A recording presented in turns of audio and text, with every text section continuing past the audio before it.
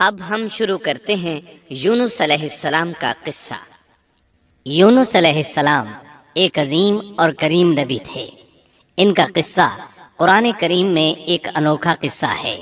آپ کے والد کا نام متا تھا اور آپ سیدنا ابراہیم علیہ السلام کی نسل سے تھے۔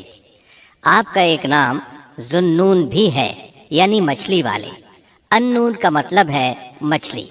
اسی طرح آپ کو صاحب الحوت بھی کہا جاتا ہے۔ اللہ تعالیٰ نے آپ کو ان سب ناموں سے پکارا ہے۔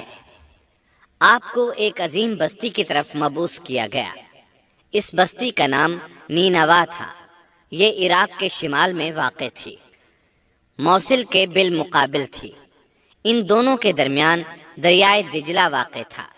موصل دریائے دجلہ کے کنارے واقع تھا، جبکہ اس کے بالکل سامنے نینوا کی بستی تھی۔ امام ابن کثیر رحمۃ اللہ علیہ نے نینوا کے بارے میں اور ان آثار و باقیات کے بارے میں لکھا ہے جو ان کے زمانے میں موجود تھیں۔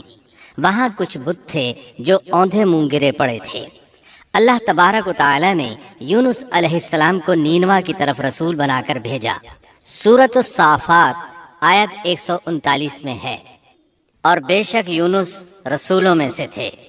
آگے اللہ آیت 147 میں فرماتے ہیں، اور ہم نے اسے 1,00,000 بلکہ اور زیادہ آدمیوں کی طرف بھیجا۔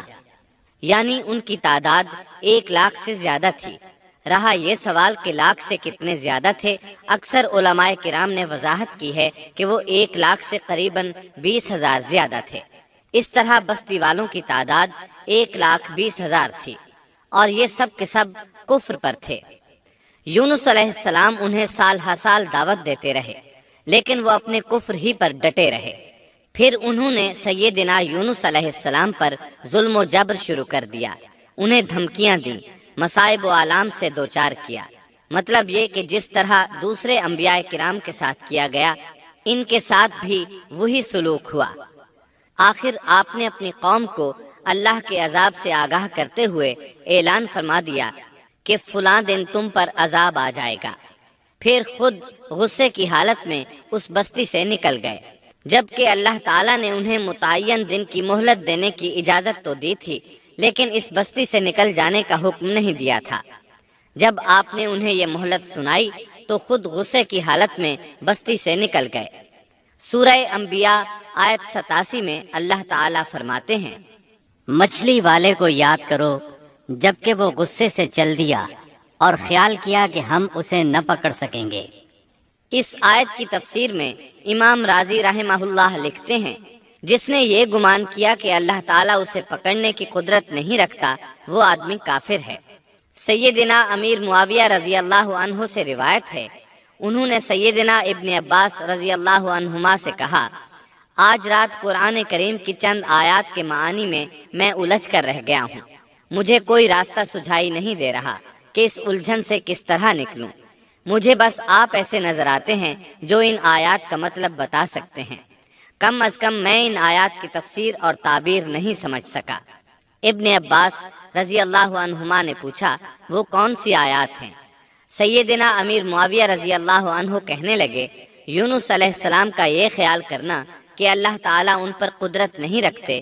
یہ سن کر سیدنا ابن عباس رضی اللہ عنہما نے فرمایا، اس سے مراد یہ نہیں۔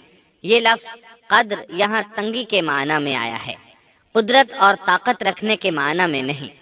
اللہ تعالیٰ نے قدر بمعنی تنگی اور قدر بمعنی قدرت دونوں کا استعمال کیا ہے۔ تنگی کے معنی کی مثال سورۃ الطلاق آیت نمبر 7 میں ہے، اور جس پر اس کے رزق کی تنگی کی گئی ہو، اسے چاہیے کہ جو کچھ اللہ تعالیٰ نے اسے دے رکھا ہے اسی میں سے اپنی حیثیت کے مطابق دے۔ تو اس آیت میں بھی یہی معنی مراد ہے کہ انہوں نے گمان کر لیا ہم ان پر تنگی نہیں کریں گے۔ یعنی ان کا خیال یہ تھا کہ اگرچہ وہ اللہ تعالیٰ کی اجازت کے بغیر نکل کھڑے ہوئے ہیں، پھر بھی اللہ ان پر تنگی نہیں کریں گے، کیونکہ وہ اللہ کے ایک معزز نبی اور رسول ہیں، اور ان کی قوم کے لوگ اللہ کی گرفت اور اس کے عذاب کے مستحق ہیں۔ انہی پر اللہ کا عذاب نازل ہونے والا ہے۔ اس عذاب کی خبر انہیں پہلے ہی سنا دی گئی ہے اور مہلت دے دی گئی ہے، مگر وہ خود اگرچہ اللہ کی اجازت کے بغیر ہی چلے آئے ہیں، پھر بھی انہیں سرزنش نہیں کی جائے گی اور وہ کسی گرفت میں نہیں آئیں گے۔ اللہ تعالیٰ ان کے لیے کوئی تنگی نہیں فرمائیں گے۔ اللہ تعالیٰ سورۃ الانبیاء آیت 87 میں فرماتے ہیں، اس نے خیال کیا کہ ہم اسے پکڑ نہیں سکیں گے۔ مطلب یہ کہ ہم انہیں کوئی سزا نہیں کریں گے اور ان پر کسی طرح کی تنگی نہیں کریں گے، اور وہ سمندر کی طرف چل دیے۔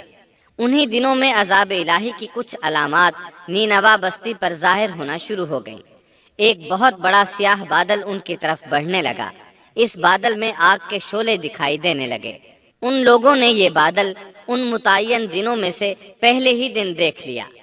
اس کو دیکھتے ہی وہ سمجھ گئے کہ جس طرح سیدنا یونس علیہ السلام نے انہیں آگاہ کیا تھا، یہ عذاب ان پر نازل ہو کر رہے گا، اور جو عذاب سیدنا لوط علیہ السلام کی قوم پر آیا تھا وہ اس کے بارے میں بھی اچھی طرح جانتے تھے۔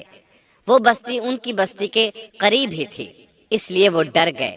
ان کے سردار جمع ہوئے اور کہنے لگے، جیسے تم سے پہلے لوگوں پر عذاب اترا کرتے تھے، تم پر بھی یہ نازل ہو کر رہے گا۔ جلدی کرو، سب جمع ہو جاؤ۔ چنانچہ انہوں نے اس بات پر اتفاق کر لیا کہ سیدنا یونس علیہ السلام نے بالکل سچ فرمایا تھا۔ اللہ کی قسم، یہ بالکل وہی عذاب ہے، تم اللہ کے عذاب سے نجات نہیں پا سکو گے۔ اس سے بچنے کی ایک ہی صورت ہے کہ تم ایمان لے آؤ اور توبہ کر لو۔ اس طرح وہ سب کے سب ایمان لے آئے، لیکن سیدنا یونس علیہ السلام وہاں موجود نہیں تھے۔ ان کی عدم موجودگی میں یہ سب کے سب یعنی 1,20,000 افراد ایمان لے آئے۔ انہوں نے پیوند لگے کپڑے پہنے اور اللہ کے حضور عاجزی، انکساری اور آہوزاری شروع کر دی۔ رونے لگے، اللہ سے بخشش مانگنے لگے، پھر اسی حالت زار میں باہر کھلے میدان کی طرف نکل آئے۔ ان کے سرداروں نے سب کو الگ الگ کر دیا، یہاں تک کہ ماں اور بیٹے کو بھی جدا کر دیا۔ سب اپنی اپنی جگہ پر، یعنی ماں اپنی جگہ پر اور بیٹا اپنی جگہ پر آہوزاری کرنے لگے تاکہ ان پر اللہ تعالیٰ کی رحمت نازل ہو جائے۔ یہ عذاب 3 دن تک ان کے سروں پر منڈلاتا رہا، اور یہ بھی مسلسل آہوزاری کرتے رہے، اپنی عاجزی ظاہر کرتے رہے، معافیاں مانگتے رہے۔ آخر کار اللہ تعالیٰ نے ان پر رحم و کرم فرما دیا اور عذاب کو ان سے پھیر دیا۔ اللہ تعالیٰ سورہ یونس آیت 98 میں فرماتے ہیں، چنانچہ کوئی بستی ایمان نہ لائی کہ ایمان لانا اس کے لیے فائدہ مند ہوتا، سوائے یونس کی قوم کے۔ مطلب یہ کہ سابقہ امتوں میں سے کسی کے بارے میں یہ سننے میں نہیں آیا کہ پوری قوم ایمان لے آئی ہو۔ تمام بستیوں میں ایک بھی بستی ایسی نہیں تھی، بس ایک یونس علیہ السلام کی قوم ایمان لے آئی۔ اللہ تعالیٰ سورہ یونس آیت 98 میں فرماتے ہیں، جب وہ ایمان لے آئے تو ہم نے رسوائی کے عذاب کو دنیاوی زندگی میں ان پر سے ٹال دیا اور ان کو ایک وقت تک کے لیے زندگی سے فائدہ اٹھانے کا موقع دیا۔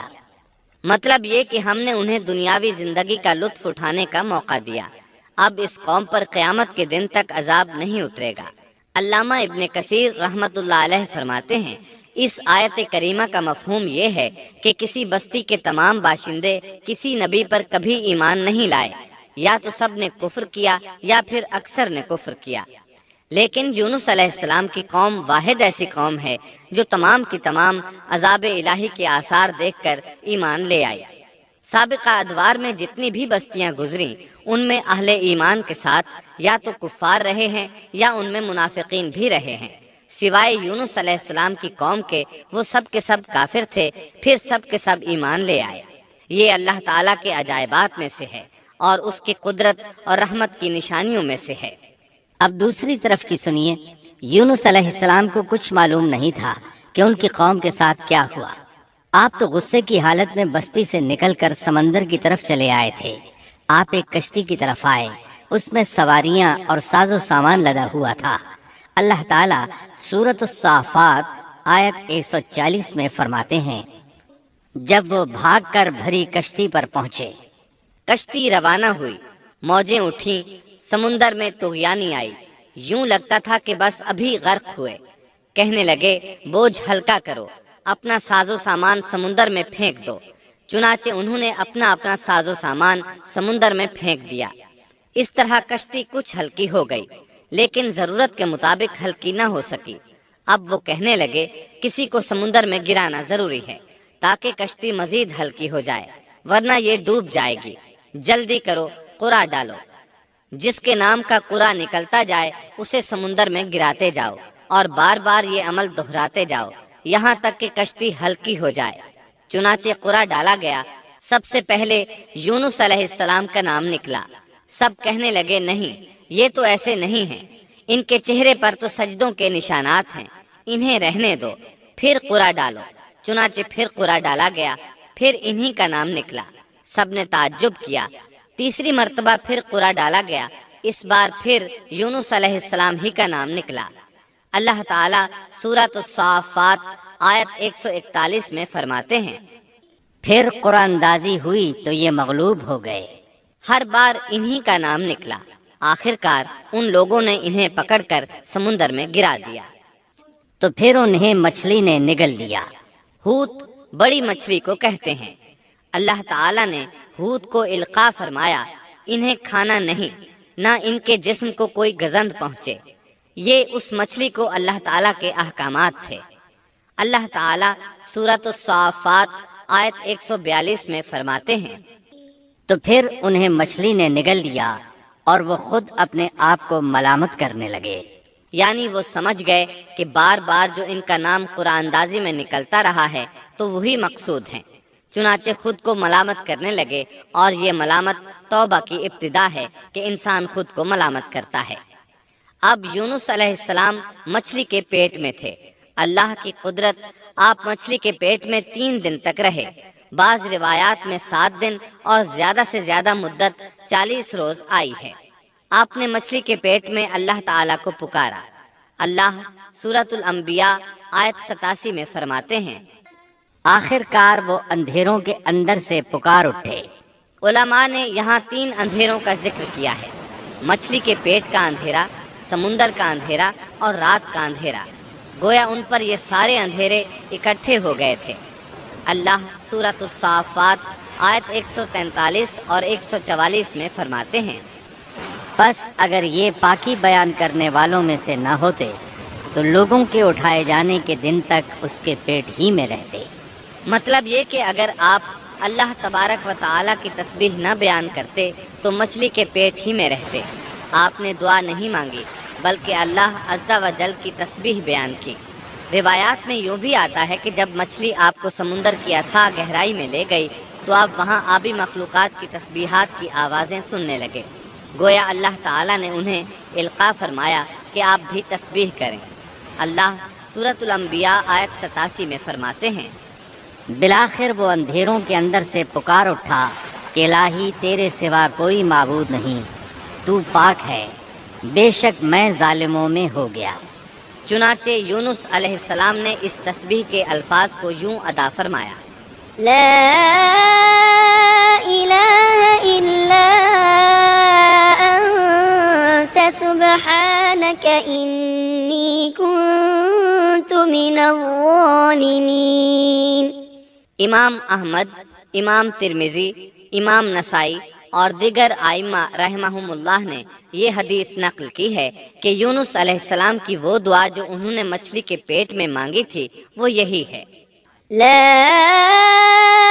إله إلا أنت سبحانك إني كنت من الظالمين۔ جو بھی مسلمان یہ دعا اپنی کسی حاجت میں مانگے گا اللہ تعالیٰ اس کی دعا ضرور قبول فرمائے گا۔ یہ دعائے مستجاب ہے، مقبول دعاؤں میں سے ہے۔ اسی دعا کے بعد اللہ تعالیٰ نے یونس علیہ السلام کو اس پریشانی سے نجات عطا فرمائی۔ اللہ سورۃ الانبیاء آیت 88 میں فرماتے ہیں، تو ہم نے اس کی پکار سن لی اور اسے غم سے نجات دے دی، اور ہم ایمان والوں کو اسی طرح بچا لیا کرتے ہیں۔ ایک صحابی نے نبی کریم صلی اللہ علیہ وسلم سے پوچھا، اے اللہ کے رسول صلی اللہ علیہ وسلم، یونس علیہ السلام نے جو دعا مچھلی کے پیٹ میں مانگی کیا وہ صرف انہی کے لیے تھی یا ان کے بعد اہل ایمان کے لیے بھی ہے؟ تو آپ نے فرمایا، یہ دعا یونس علیہ السلام کے لیے خاص تھی اور سب اہل ایمان کے لیے عام ہے۔ جو بھی اس دعا کو پڑھے گا اللہ اسے رنج و غم سے نجات دیں گے۔ ایک قول کے مطابق تقریباً 40 روز آپ کی شب و روز یہی دعا رہی۔ اس مدت کے ختم ہونے پر اللہ تعالیٰ نے آپ کی دعا کو قبولیت بخشی۔ مچھلی ساحل پر پہنچی، انہیں کنارے پر ڈالا اور واپس چلی گئی۔ اس بات کو اللہ تعالیٰ نے سورۃ الصافات آیت 145 میں یوں بیان فرمایا ہے، بس اسے ہم نے چٹیل میدان میں ڈال دیا اور وہ اس وقت بیمار تھے۔ آپ وہاں اسی طرح لیٹے رہے، پھر اللہ کی قدرت سے آپ کے قریب ایک بیلدار درخت اگا، جیسا کہ سورۃ الصافات آیت 146 میں ہے، اور اس پر سایہ کرنے والا ایک بیلدار درخت ہم نے اگا دیا۔ اس کدو کے درخت کے متعلق مورخین کا کہنا ہے کہ اللہ تعالیٰ نے اس درخت کا انتخاب اس لیے فرمایا تھا کہ اس درخت کے پتے چوڑے ہوتے ہیں، ان کے سائے میں انہیں ڈھانپ دیا گیا تاکہ ہوا سے اذیت نہ پہنچے، اس لیے کہ ان کے جسم سے جلد اتر گئی تھی۔ پھر اس درخت سے خوشکن خوشبو بھی آتی تھی، اس خوشبو نے انہیں فرحت بخشی۔ پھر کدو کی خوشبو میں ایک خصوصیت یہ تھی کہ حشرات الارض کو دور رکھتی ہے۔ اللہ تعالیٰ نے انہی خصوصیات کی وجہ سے اس بیلدار درخت کا انتخاب فرمایا تھا تاکہ آپ ہر طرح کی تکلیف سے محفوظ رہیں۔ یہ ہے اللہ کی قدرت، سبحان اللہ۔ اسی طرح مفسرین یہ بھی کہتے ہیں کہ اللہ تعالیٰ نے ان کے پاس ایک پہاڑی بکری بھیج دی، وہ آپ کے قریب آتی اور آپ کے سر کے اوپر اپنی ٹانگیں پھیلائے کھڑی ہو جاتی۔ اس طرح اس کے تھن آپ کے منہ میں چلے آتے اور آپ ان سے خواہش کے مطابق دودھ پیتے۔ یہ تھا آپ کا کھانا اور پینا۔ رفتہ رفتہ آپ کی حالت بہتر ہو گئی، توانا اور تندرست ہو گئے، پھر آپ اٹھنے کے قابل ہو گئے، اور یہ سب اللہ تعالیٰ کی مہربانی سے ہوا۔ جب آپ کی صحت لوٹ آئی تو اللہ تعالیٰ نے آپ کو پھر آپ کی قوم کی طرف بھیجا، جیسا کہ سورۃ الصافات آیت 148 میں ہے، اور ہم نے اسے 1,00,000 بلکہ اور زیادہ آدمیوں کی طرف بھیجا، پس وہ ایمان لے آئے اور ہم نے انہیں ایک زمانے تک عیش و عشرت دی۔ وہ سب کے سب آپ پر ایمان لے آئے تھے۔ اللہ تعالیٰ نے اس قصے کے ذریعے نبی کریم صلی اللہ علیہ وسلم کو اشارہ فرمایا ہے کہ دعوت دیتے ہوئے اکتانا نہیں۔ اللہ سورۃ القلم آیت 48 میں فرماتے ہیں، اور مچھلی والے کی طرح نہ ہو جائیے۔ ان لوگوں کو دعوت حق دیتے رہیے، دیکھیے وہ سال ہر سال دعوت دیتے رہے لیکن اکتائے نہیں، ان سے مایوس نہیں ہوئے۔ ان کی پوری بستی میں سے ایک بھی ان پر ایمان نہیں لایا تھا، لیکن جب ان سے مایوس ہو گئے تو انہیں اللہ کے عذاب سے آگاہ کر دیا اور منہ پھیر کر چل دیے تو وہ سب کے سب ایمان لے آئے۔ اللہ تعالیٰ سورۃ القصص آیت 56 میں فرماتے ہیں، آپ جسے چاہیں ہدایت نہیں دے سکتے، بلکہ اللہ تعالیٰ ہی جسے چاہتا ہے ہدایت دیتا ہے۔ اس قصے میں بہت بڑا سبق ہے کہ کسی بھی حالت میں اللہ کی رحمت سے مایوس نہیں ہونا چاہیے اور نہ ہدایت کے معاملے میں اپنی ذات پر بھروسہ کرنا چاہیے۔ ہدایت تو بس صرف اللہ تعالیٰ ہی کی طرف سے ہے، آپ کے ذمے تو پیغام حق پہنچا دینا ہے۔ اللہ سبحانہ و تعالیٰ کے ذمے ہدایت سے نوازنا ہے۔ اللہ تعالیٰ نے انہیں پاک صاف بنا دیا، انہیں چن لیا۔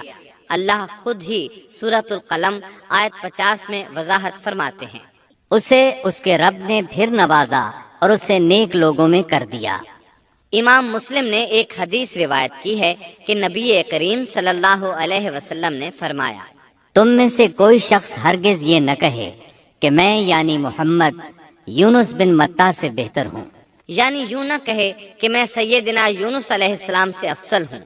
وہ اس طرح کہ وہ تو اپنی قوم کے ایمان لانے سے مایوس ہو گئے تھے اور میں مایوس نہیں ہوں، اس طرح بالکل نہ کہے، کیونکہ بالآخر اللہ تعالیٰ نے آپ کو چن لیا اور برگزیدہ بنا لیا اور صالحین میں داخل کر لیا۔ اس واقعے میں نبی کریم صلی اللہ علیہ وسلم کو جو ہدایت دی گئی ہے اس کا ذکر سورۃ القلم آیت 41 میں آتا ہے، پس تو اپنے رب کے حکم کا صبر سے انتظار کر اور مچھلی والے کی طرح نہ ہو جا۔ مطلب یہ کہ یونس علیہ السلام کی مانند نہ ہو جائیے جو اپنی قوم کے ایمان لانے سے مایوس ہو گئے تھے۔ یقیناً دین کی دعوت اور حق کے پرچار میں یہ بہت عظیم سبق ہے کہ داعی اللہ کو کبھی مایوس نہیں ہونا چاہیے۔ یونس علیہ السلام کا قصہ ختم ہوا۔